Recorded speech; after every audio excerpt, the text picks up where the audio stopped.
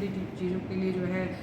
PPP mode या कोई private के हाथों में दिया जा रहा है। निश्चित रूप से इसका चिंतन किया जाएगा और इस संदर्भ में मैं प्रिंसिपल से भी और माननीय मंत्री जी से भी बात करूँगी।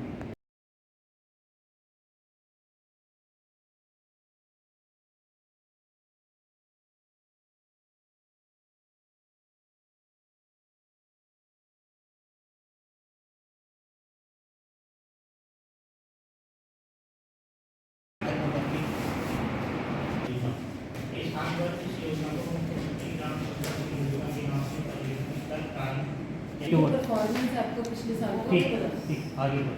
नेक्स्ट मैम वो नहीं दिया निजी को नहीं, उसमें कुछ ना फॉरेस्ट है। तो 3 जो हमारी चयनित हुई वो बिना फॉरेस्ट वाली हुई जी। तो इसमें वाला वित्तीय स्वीकृति हमारे को इस मुख्यमंत्री ग्राम सड़क योजना में प्राप्त नहीं हुई। नहीं बिना वार्षिक नहीं, ये इसके नैनीताल की है या सभी जगह पूरे स्टेट में सबका इतना फर्स्ट टाइम होता है। पिछले साल तो बहुत के माध्यम से हमको प्रेषित करो। इस बार उन्होंने लक्ष्य रख दिया बजट का प्रावधान किया है इस साल। तो हमको जनपद नैनीताल को तो वो नहीं अपने एक सड़क हमने पुरानी तो लास्ट में बैठक कर रही हूँ जी मैं 23-24 की समीक्षा कर रही हूँ। दोनों चीज मैं क्या कर रही हूँ दोनों ड्राइव भी कर रहे हैं नई नहीं मैं नई सड़कें जी 9 सड़कें हमारी उन 9 में से 3 होगी, उन 9 में से 3 होगी। हाँ हो जाएंगी। तो बाकी ड्रॉप हो गई। बाकी उनमें से एक और ली हमने साल बाकी बचे हुए 5 में फॉरेस्ट है क्या? जी इसके लिए टेकअप कर जी दिया एक और बाकी की 4 बाकी की 4 साल की नहीं है फिलहाल उसकी सड़कों में आपकी 9 सड़कों का चयन 9 सड़कों के चयन में 3 सड़कों की आपकी सैद्धांतिक स्वीकृति होगी। एक हमारा जो हल्द्वानी गोलापार स्टेडियम है निश्चित रूप से ये पूरे कुमाऊं क्षेत्र और निश्चित रूप से पूरे प्रदेश के लिए खेल के क्षेत्र का एक बहुत बड़ा एसेट्स है और इस एसेट्स को हम आगे भी जिस प्रकार से ये नेशनल गेम की इसने मेजबानी करी है वैसे ही इतिहास रचने का काम हुआ है। आज मैं जब निरीक्षण करने गई थी तो स्विमिंग पूल जो कि ओलंपिक लेवल का बना हुआ है वो भी जो उस पर भी हमारे जो जिला अधिकारी है वो बता भी रही थी कि हमने अभी इसमें फिर से इसमें हमने स्कूल के बच्चों से संपर्क साधा है कि वे आए और इस पर प्रैक्टिस करें। वो रास्ता खुला है। संभवतः खिलाड़ी प्रोत्साहन जो एक जिला स्तर पर एक कमेटी होती है जिसमें उनको उसका जो बजट मिला है उसका उपयोग कर रहे हैं। इसके अतिरिक्त जो है वहाँ पर हॉकी का भी हमने देखा है किस तरह से एस्ट्रोटर्फ वहाँ पर लगा हुआ है और किस तरह से उसका कार्य निर्माणाधीन है और इसी प्रकार से हमारे जो मल्टीपर्पज़ हॉल है हमारा फुटबॉल ग्राउंड है और इसके साथ ही हमारा जो ताइक्वांडो का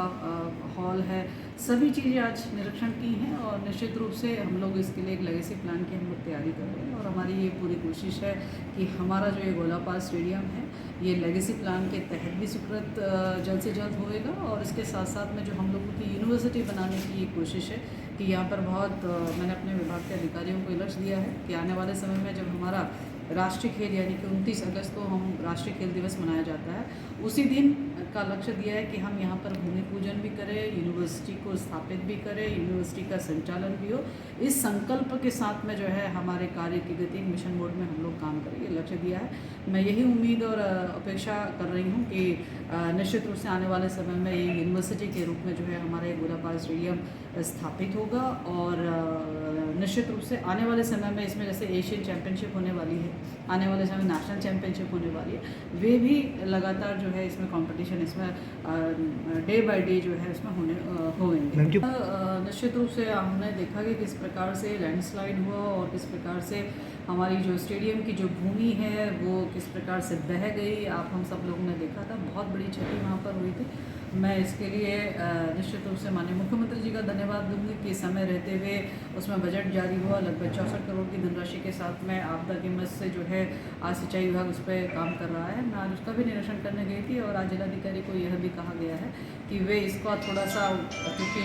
वे निगरानी में उनकी भी निगरानी में लगातार बनी हुई है क्योंकि अब 15 जून के बाद से फिर से बरसात का मौसम आएगा फिर बड़ी चुनौती ना खड़ी हो जाए तो इसको तेज़ गति उस पर बनी रहे। हालांकि काम चल रहा है लेकिन उसमें थोड़ी सी और गति तेज आएगी तो निश्चित रूप से समय पर कार्य पूर्ण हो सकेगा और भविष्य में होने वाले जो भी आशंकाएं हैं उससे हम लोग बच पाएंगे। तो ये सब जो देखा गया है उसके संदर्भ में अधिकारियों को बता दिया गया। मुख्यमंत्री ग्राम संपर्क योजना की आज राज्य जिला स्तरीय बैठक की और इस बैठक में निश्चित रूप से जो हमारी ऐसी जो 250 के अंतर्गत जो हमारे आबादी क्षेत्र है वहाँ पर मुख्यमंत्री ग्राम संपर्क योजना को पहुँचाना, लोगों के लिए सड़क मार्ग दुरुस्त कराना, उसको लेकर आज यहाँ बैठकाव की गई। और पूर्व में जो हम लोगों ने 2024-25 के मध्य में जो सड़कें हम लोगों ने स्वीकृत करी थी उसकी भी आज समीक्षा की गई है। और इसके साथ ही 2025-26 में जो स्वीकृत होनी है उसके भी आज प्रस्तावों पर चर्चा हुई है और उस पर संस्तुति की गई है। निश्चित रूप से माननीय मुख्यमंत्री ग्राम संपर्क योजना अपने आप में एक कोशिश है कि हमारे तोक, हमारे दूर दराज के क्षेत्र जो बेशक छोटी आबादी की है लेकिन वे संपर्क मार्ग से जुड़ने चाहिए, उनके पास भी, क्योंकि एक संपर्क मार्ग एक माध्यम होता है जिसके माध्यम से सारी सुविधाएं लोगों तक पहुंचती है, तो उसको दुरुस्त करना इसका ध्येय है। और मुझे बताते हुए खुशी होती है कि आज हमारी जो है खासकर जैसे हमारा बेताल घाट ब्लॉक है या हमारा रामगढ़ ब्लॉक है या हमारी जो है ओखलकांडा ब्लॉक है, ये 3 ब्लॉक खासकर ऐसे दुर्गम ब्लॉक है जहाँ पर इस प्रकार के सड़क मार्गों की नितांत आवश्यकता है। तो आज उन प्रस्तावों को इन ब्लॉकों पे जो क्षेत्र हैं उनको आज जो है यहाँ पर संस्तुति की गई है। निश्चित रूप से ये आज जो संस्तुति के साथ में गई है, साथ साथ में आज चूँकि जिलाधिकारी भी और सारे विभाग के हमारे अधिकारीगण भी यहाँ पर मौजूद रहे हैं, ये भी इंस्ट्रक्शंस गए हैं कि जहाँ ये संस्तुति की जा रही है उसके साथ साथ में इसकी रिपेयर भी बना लें ताकि